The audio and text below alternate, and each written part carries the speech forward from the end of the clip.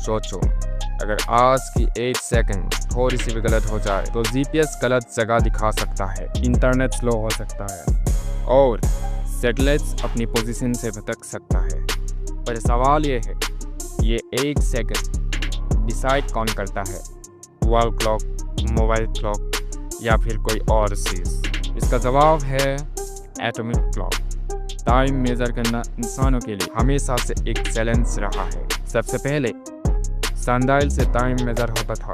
Sundial एक प्राचीन time measuring instrument था जो सूर्य की एप्रिल मौसम के दौरान नोहमन नाम की सीधी सरी की सेरों से टाइम बताता था। सूरज जैसे जैसे मूव करता था उस सरी की शैडो घूमती थी और लोग शैडो की पोजीशन से टाइम कैलकुलेट करता था।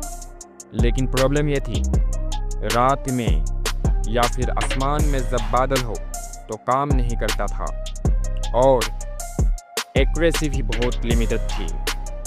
इसलिए टाइम के और रिलायबल मेथड्स की ज़रूरत पड़ी। इसके बाद आए मैकेनिकल क्लॉक। इनमें गियर, स्प्रिंग और पेंडुलम होती थी। पेंडुलम के एक स्विंग को फिक्स माना गया, पर टेम्परेचर और ग्रेविटी के सेंस से क्लॉक स्लो या फास्ट हो जाती थी। फिर रिवोल्यूशन आया क्वार्ट्ज क्लॉक का। क्वार्ट्ज क्लॉक में क्वार्ट्ज क्रिस्टल पर इलेक्ट्रिक करंट पास होता है तो क्रिस्टल पीजो इलेक्ट्रिक इफेक्ट की वजह से वाइब्रेट करता है। ये वाइब्रेशन क्लॉक को टाइम बताती है। एक्यूरेसी बेटर हुई लेकिन परफेक्ट नहीं। 10 से 15 दिन में 1 सेकंड का एरर आ जाता है। डेली लाइफ के लिए ठीक है लेकिन साइंस और स्पेस के लिए नहीं। यहीं से स्टोरी में एंट्री होती है एटॉमिक क्लॉक की। एटॉमिक क्लॉक पेंडुलम या क्रिस्टल पर डिपेंड नहीं करता। ये डिपेंड करता है एटम के नेचुरल बिहेवियर पर।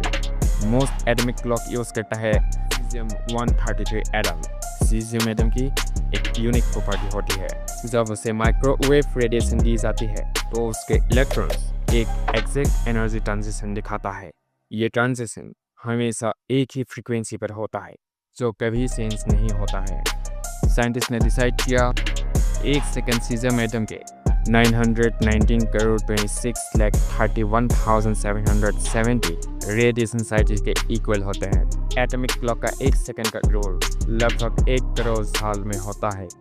इसलिए एटॉमिक क्लॉक को बोला जाता है टाइम का अल्टीमेट रेफरेंस। एटॉमिक क्लॉक सिर्फ लैब तक लिमिटेड नहीं है, ये यूज होता है GPS satellites, mobile networks, internet time synchronisation, space mission आदि में। हम रोज जो 1 सेकंड देखते हैं उसके पीछे फिजिक्स है, मैथमेटिक्स है और एटम्स की दुनिया है। और इसी साइंस को सिंपल और इंटरेस्टिंग बनाना ही ईपी की क्वेश्चन का गोल है।